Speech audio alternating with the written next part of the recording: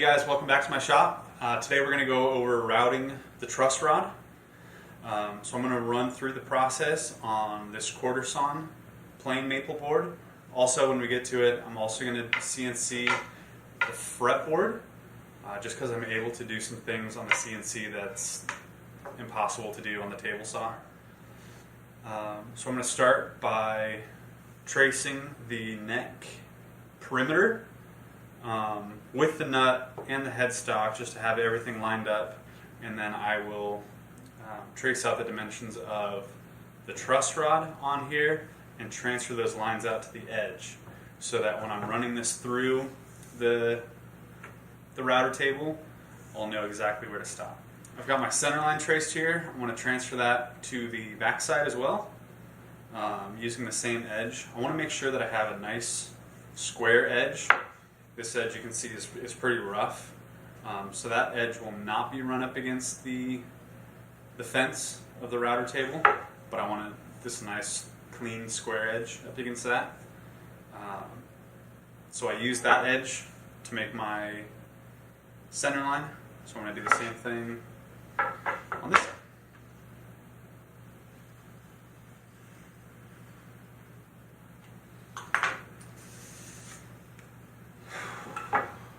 Alright, so this board has just the tiniest bow to it, so I'm actually going to use that to my advantage a little bit, so that I'm going to run my fretboard on this side, so that as the strings want to pull this up, it already has just the tiniest bit of back tension, so that's going to balance it out really nicely.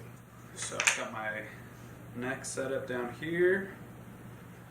Got my center lines matched up nicely.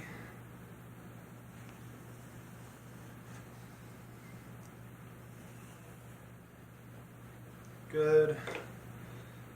Now the headstock.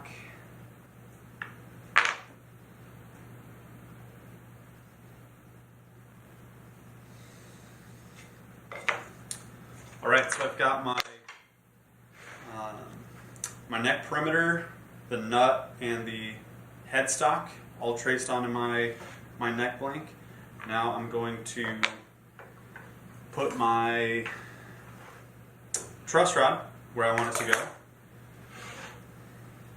So I'm going to have it just so that the start of or the end of this Allen wrench end up here, I'm going to put that right where the nut ends.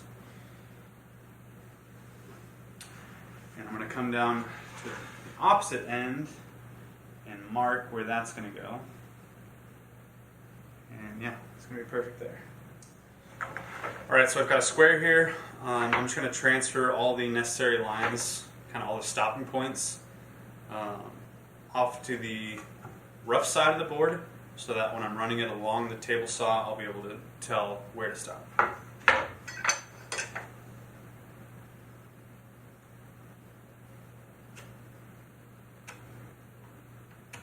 There.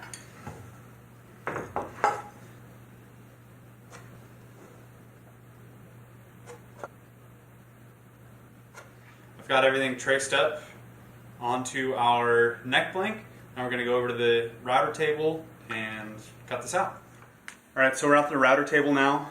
I've got my fence set up so that it's perfectly centered on my center line. I've got a small piece of tape here with some markings on either side of the bit, so that I know where to start and stop going from either direction. You can kind of see on this rough side here, I've got some markings of where I need it to stop, so I'm going to use those on the piece of tape. We've got our actual truss rod that we're going to be using, and we just want to make super small cuts. I mean, this is not a very thick, deep truss rod, and I'm still probably going to do it in probably 3 passes. So I just put the truss rod up close to the bit. I'll raise the bit up slightly. to about a third of the depth. And I'm going to start from kind of the headstock area and run it down to the end there. Once I get it to a point that I'm happy with, a super important detail is once you reach that stopping spot and you turn your router off, leave this in place. Don't try to pick it up and move it and see how things are going. Make sure the bit is completely done spinning before you try to remove this. Otherwise it will catch, guaranteed it'll catch, and tear out where you don't want it to. So, without further ado, let's get started.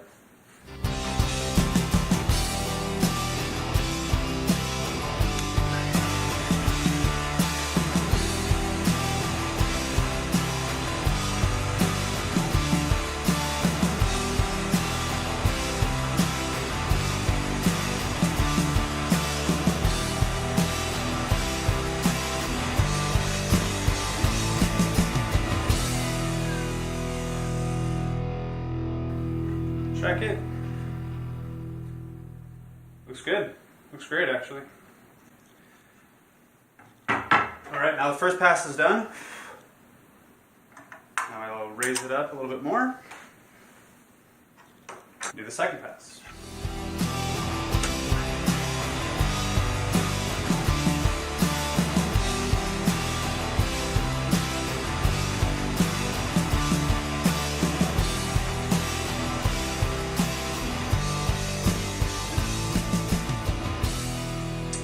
It's also important to note that you never want to put your hand over where the bit is, even though it's, not cutting very deep into the wood. If something were to happen and your bit were to come loose from the collet a little bit and could start punching through, if your hand's going through there and all of a sudden it punches through the wood, you will lose a finger. You don't want that. Let's go to full depth. There.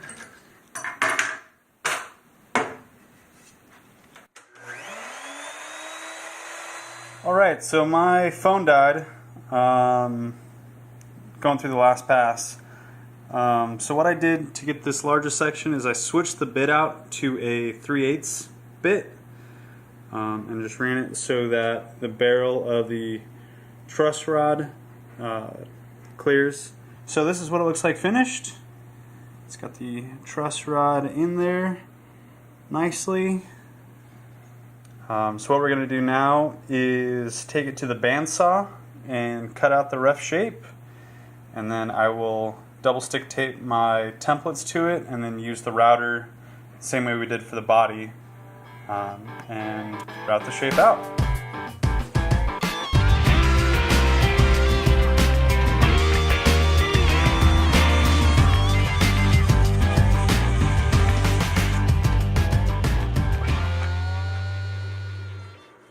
Alright, so we've got our template on our neck piece here, not the headstock yet, just because the headstock template that I have is thicker material, so that would cause it to tilt one way or the other.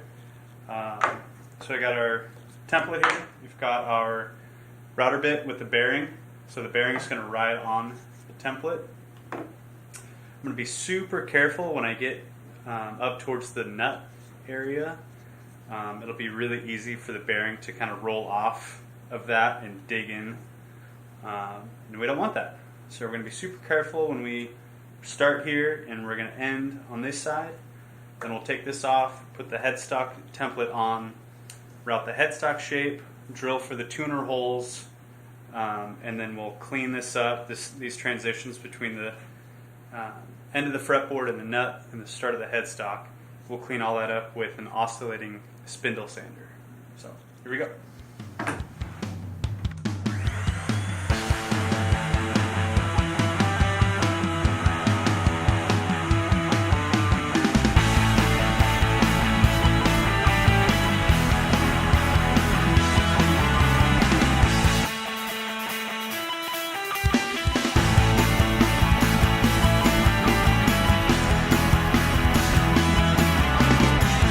Alright, so now we've got our template on our headstock. So going to do the same procedure. The bit's not going to quite cut all the way through, which I'm fine with. So I'm just going to do this in 2 passes.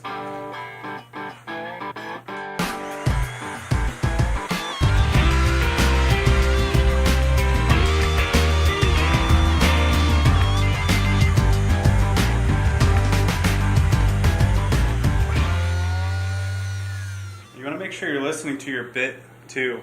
When I first started coming around this corner, it sounded like it was really struggling, so I was just kind of taking a little bit off at a time until the bearing reached the template. Alright, so now while we still have the template on here, we're going to take an 1/8 inch bit, brad point drill bit, and punch through this a little bit, and we only want the brads to go in the maple just a little bit, kind of just to mark the wood, and then we'll go back through with our 10mm brad point drill bit, put them all the way through.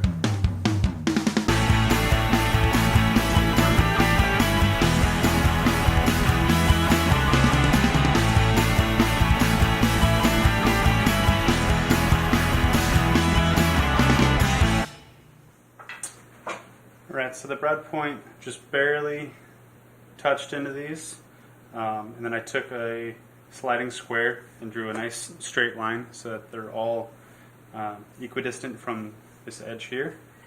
I've got a block here now that's going to support the back side of this, so once it goes through it's not going to blow it out. This block here will support the wood back here to keep it from busting through. Alright, it's been a hard day for filming. My phone keeps cutting out. So we've got our tuning peg holes drilled. This area around the nut is still oversized a little bit.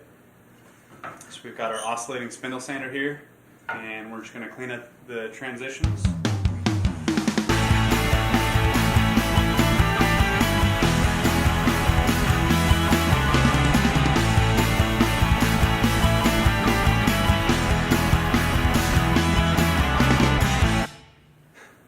Alright, well, we've got the spindle sander out, and I've got my other bandsaw plugged in now. I'm going to go ahead and drop the top of this headstock down. So we only want the headstock thickness at about 15mm, or even just a hair under. So we've got our square here, and a draw on here, and there's not much material between that I have to remove here, so it's not going to be that much of a radius. I'll just kind of sketch on here approximately what that radius will be. So once I rip this on the bandsaw, I'm going to stop right about here. So I'll cut it, stop the bandsaw, back it out, move the fence, and then just come through and cut that down. And then we're going to bring the fence over to the oscillating saw and run this through here and get that transition.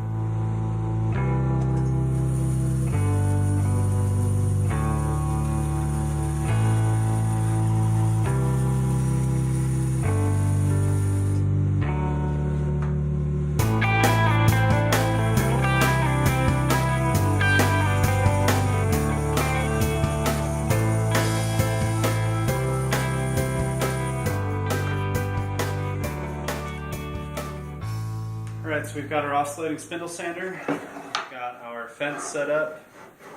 Right now it's not going to be touching the face of our headstock yet. I'm just going to try to get that radius close, then I'll tap the fence over a little bit and then pass it through a couple more times. This is a fairly dangerous technique, not because you could hurt yourself, just because you could ruin the piece pretty easily. So we're going to take it real slow.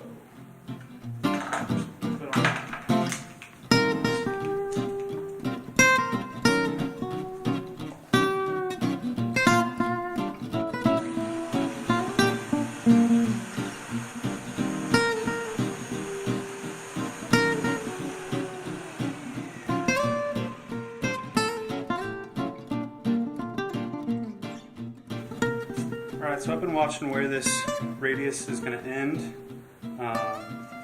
When we traced our locking nut into position, I knew where I wanted this radius to stop now. Like I said before, with it being dangerous, I actually sanded down fairly deep right here. It must have just turned ever so slightly and ran into the bit. But I checked it with my square, and that's actually right at the 15mm mark. So can't make that mistake anymore.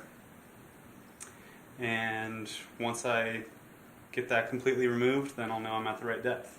Another thing I might do is I'll just bring the fence over a little bit, so we're not fully at the thickness we want, but it'll just remove a lot of these saw marks, and then I'll go through and get it to the final thickness by hand. Hey guys, so it's been a pretty interesting day trying to film this. My phone either kept running out of battery or running out of space.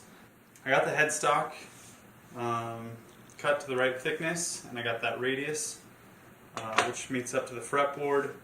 I ended up clamping this down to my workbench and just taking a sanding block and sanding that, getting that transition nice and smooth, and removing all of the sanding marks and the saw marks. And the thickness right now is 14.5mm, something like that, so that's perfect. So I CNC'd the fretboard just because there's so many things that I can do on the CNC that I can't do like on the table saw or cutting these with the saw by hand.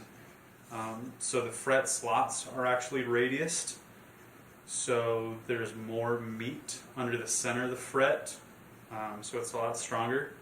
And there's also blind fret slots, so the slots don't go all the way through, so you've got that extra little bit of wood all the way around the sides for added strength. So we have our neck with the truss rod. We've got the fretboard, which will go on here. Got a 16-inch radius sanding block, which we'll use to radius this once it's glued on. I'm actually going to use this as a caul to clamp it in place because the fretboard already has the radius, so if I were to try to clamp it, it's like a flat surface, it might either damage the radius that we've put in there now, or just won't get even pressure all along the bottom. So I'm going to use this as like a clamping caul.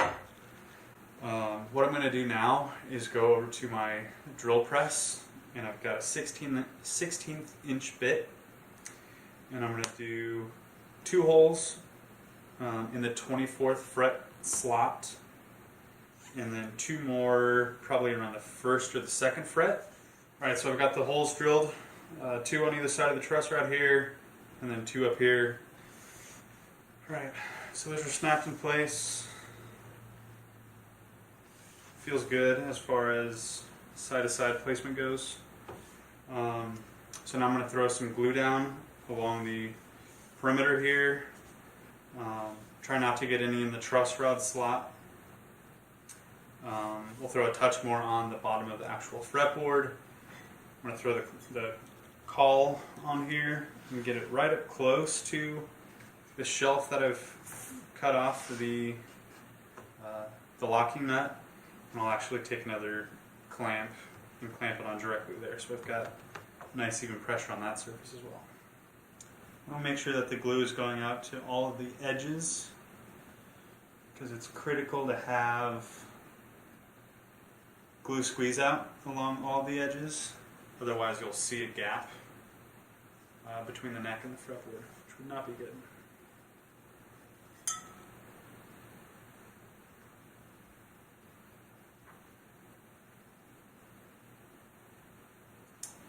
Alright, I'm going to take this over to my workbench and clamp it down.